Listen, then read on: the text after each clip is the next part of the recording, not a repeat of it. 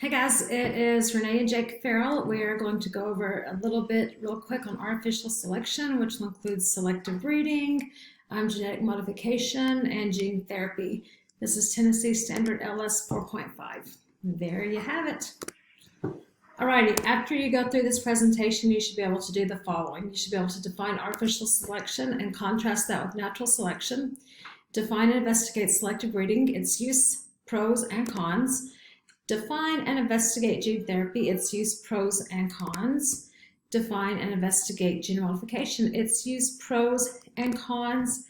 And there you go. Here's a quick video. We'll start with that. Thanks for stopping by. Today we're going to talk about evolutionary selection, and specifically natural selection and artificial selection. But before we get into that, let's define selection.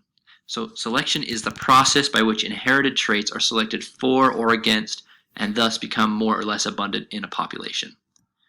Okay, so let's apply this definition to natural selection. For natural selection to occur in a population, three criteria must be met. First, there must be variation in the population.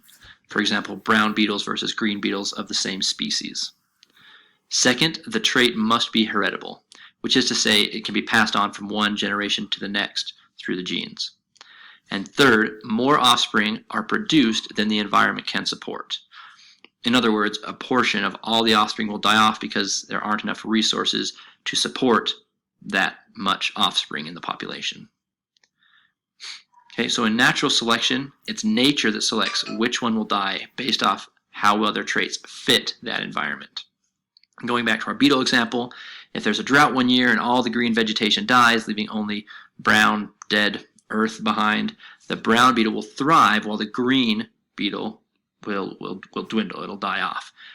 Nature here selects for the brown beetle through a natural occurrence, which of course favored the brown beetle. All right, now let's compare this to artificial selection. So artificial selection requires only two of the three criteria. That is variation in the population and that the trait is heritable. The difference with artificial selection is that humans decide which traits are passed on, not nature. Right? Artificial selection is used in agriculture and animal breeding all the time. Right? People want cows that produce the most milk, so they only breed cows that produce high amounts of milk. They don't breed the ones with low milk production. Likewise, horses have a variety of breeds with a variety of jobs, and breeders use artificial selection to make that happen. All the dogs, all the household dogs we have are a result of artificial selection throughout the years. So natural selection and artificial selection are really just two sides of the same coin. Both are a mechanism of evolution, or both are mechanisms of evolutionary selection, but the process by which they work is slightly different. All right, I hope that... Alrighty folks, so that just gives us a quick comparison and contrast of natural and artificial selection. Remember, nature does natural selection, and humans, we do artificial selection. There we go. All right, so there are three types of artificial selection that we're going to cover in this standard. The first one is selective breeding, the second gene therapy, and the third genetic modification. And I want you to notice how those were in red. Wow, she already passed it. Oh, I can go back. Those are all in red. So what we'd like you to do for these, for anything that's in red on these PowerPoints is to go ahead and write that down into your notes. So at the top of my notes, I would put LS 4.4, LS 4.5, artificial selection, and then the first thing I'm writing underneath that are these three types of artificial selection. So let's talk about selective breeding. So selective breeding is, so write this down, it involves choosing the parents with particular characteristics to breed together to produce offspring with more desirable traits. So we do this frequently, humans do this frequently, like with dogs and so forth. With cats, we have three cats, one of which is evil and the other two which are okay.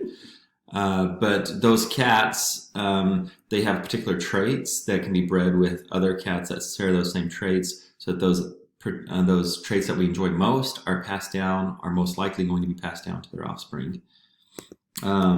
Here are some everyday examples of artificial selection. So first we have, I've already mentioned the dogs, but also if you look at the size of the chicken, back in 1957, chicken was not the chicken that we know today. Chickens have gotten much, much larger. And there's some benefits to that we're going to speak of. Also, if you look at different types of produce, we have corn that has gone from basically this little stick of almost looks more like a grain, like you would find on wheat or something, rather than our modern corn on the cob. And likewise with roses and other things, there's characteristics that are bred. So for example, in our front yard, we have pink roses, we have dark pink roses, and we have white roses. And those were all bred specifically for those colors. Now, there are benefits of selective breeding. So copy these things down in red here. You actually don't need to copy down the examples. We shouldn't have put that in red for you, but you can. It's not a bad idea to. But basically, some benefits of selective breeding are we have a growing population. The population on the earth is approximately 7 billion people at this time. And in order to be able to feed 7 billion people, you need lots and lots of food. Well, if we had the corn from back in the day, we wouldn't be able to feed that many people. But now we're able to grow corn on these cobs that have lots of different kernels on them. And that provides greater nutritional value that therefore is passed on to us as humans. And so we get more food production. It also allows us to create foods that are, or organisms that are resistant to disease.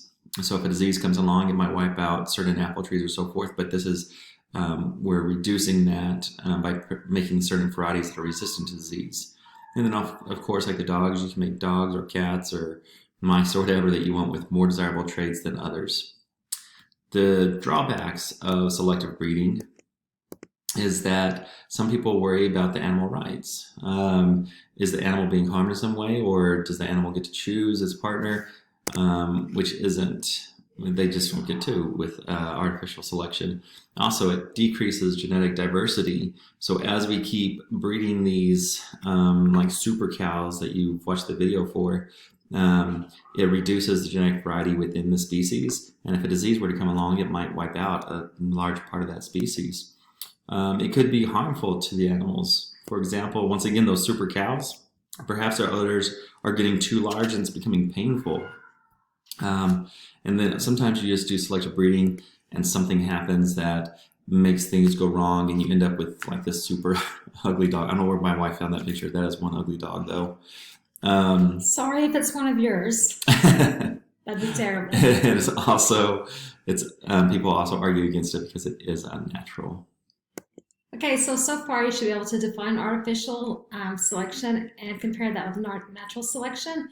You should be able to talk a little bit about selective breeding. Now let's look a little bit about gene therapy. Gene therapy, that is going to be a corrective method that is used. It's used to correct faulty genes to treat or prevent diseases. The corrected genes are going to be inserted directly into the organism's DNA. This is how it works. Mr. Farrell is way smarter than I am, so he might have to help a little bit. It's going to replace the mutated gene that causes the disease with a healthy copy of that gene, and then it will inactivate, or it's going to get rid of, it's going to wipe it out, the mutated gene that is functioning improperly. And lastly, it's going to introduce the new gene into the body that's going to assist in fighting that disease. As with selective breeding, there's also some benefits. The primary benefit is that it's preventative or used to cure genetic diseases when it can, and also the possibility to cure deadly diseases like cancer. So if you have loved ones that are fighting cancer, some of those therapies that are being used are from gene therapy. Some of the negative effects of gene therapy is that it's very dangerous and it's difficult. We don't always know the results are going to come from it. And that sometimes it will incorrectly label people with genetic defects as a lesser value, or they don't seem as important as others. Or how would you say that, Jake? Yeah, no, I agree. Sometimes we might look down on people that might have a genetic defect and be like, oh, they don't mean as much for us. In reality, they do matter. So matter just as much. And so next we're going to look at the gene modification, and this is probably the one you're most familiar with. And this is where we as humans, we're going to go in, we're going to alter the genetic makeup of an organism to get the desired traits. This is most common, that you may know it in foods. When you see these GMO foods in the supermarket, It's also commonly used, well, where are we going on? For, commercial uses as well. And they're using these things to study, to try to come up with different cures for HIV, AIDS, and to understand mental disorders.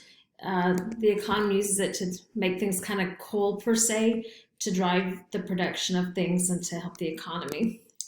So Ms. Farrell was listing some of the benefits there, but here they are in red once again, so you can copy them. But really those benefits, once again, having genetically modified crops and so forth allow us to combat world hunger by increasing this food supply. And once you have more of a product, usually it drives down the cost. You can enhance the nutritional value. Now remember, this is all done through genetic modification. It's not being done through selective breeding, which also has some of those same benefits. But this one is where they are specifically inserting the genes into the DNA, and this is often done in a laboratory setting. Some of the drawbacks. So this is just a graph right here showing GMOs and kind of some data on it. This is called an infographic. You're more than welcome to look at. But there are also some problems with genetic modification. One of those is that it is unnatural. We are taking genes from maybe one species and putting it into another species. Like in Jurassic Park, where they take the frog DNA, right, and they insert it into some leftover dinosaur DNA, and the next thing you know, you have this organism that wasn't supposed to reproduce that could. Of course, that wasn't real that I'm aware of, but it is unnatural. Also, you have that they might be unsafe. So we don't know. There's not enough testing on every GMO product out there that says that it is safe. Now, here in the United States, we have really good safety protocols with the FDA and the EPA that they go through lots of testing to make sure the foods that we are eating are safe. But sometimes people are still weary about it, and they want to make sure that they know what GMO modified crops they are eating. And so we just don't know the safety of all the GMO products. So we hope this quick presentation has helped, and that you're able to talk about artificial selection, selective breeding, gene therapy, and genetic modifications. At the very end, there's going to be a quick recap, and we'll let you read over theirs by yourself. It's going to give you each of those examples, and then followed by a quick video. As always, if you need to watch this video again, feel free to do so. If you want to just go over the PowerPoint, you can do that as well. Take your time, push pause, whatever you need to. And we'll see you guys later. Have a great one. Bye. Good luck.